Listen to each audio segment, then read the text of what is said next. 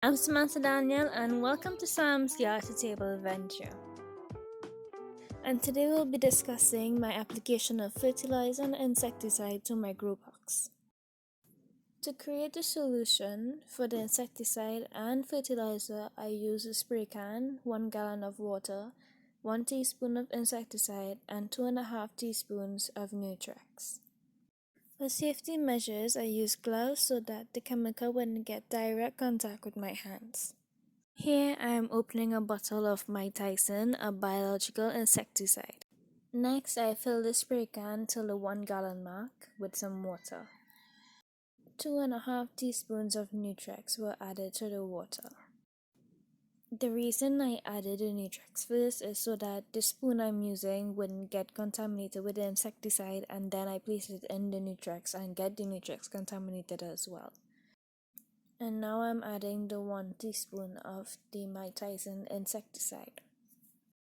Then I mix that in and close up the spray can and then head to the garden. Before applying any inputs to your garden, be sure to check your weather conditions, whether it be current or after you spray.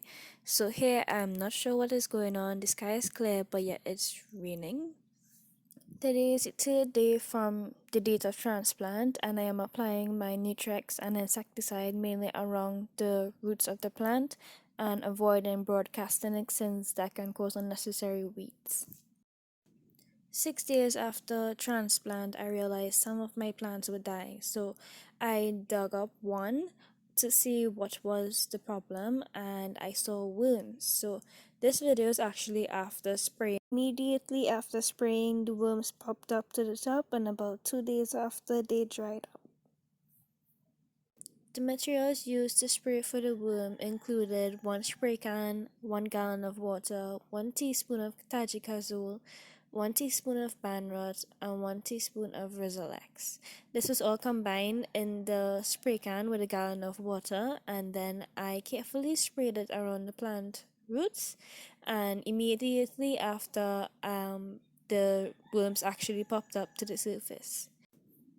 So the worms are found in the soil near the roots of the plant, and this makes the plant, especially the roots, vulnerable. So to protect the plants from being eaten or from the vulnerability of any fungal diseases, tajikazole is a broad spectrum systemic fungicide which is used to control soil-borne diseases. And then ban rot is also a broad spectrum root rot systemic and contact fungicide, which helps in controlling damping off or root rot, which was actually the reasons for the death of 3 of my pimento plants. So this kind of makes sense to prevent the rest from dying.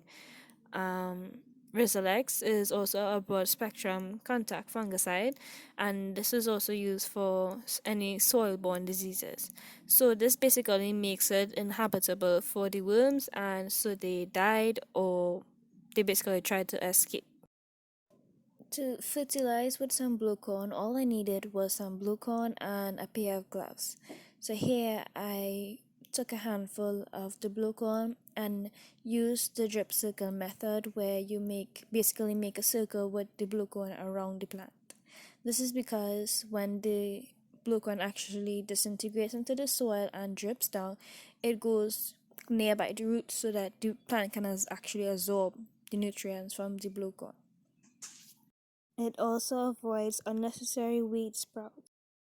Due to the heavy rains, I decided to dig a hole and just put the same amount that I'll put around the plant in there and just cover it.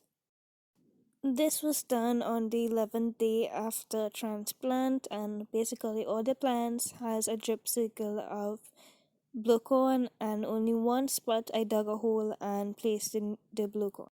So basically, for the first 3 weeks after transplant, I added Nutrex, insecticide, Banrot, Tajikazole, Rizalex, Blucone, and yeah, that's it. That's all for today. Bye. See you soon.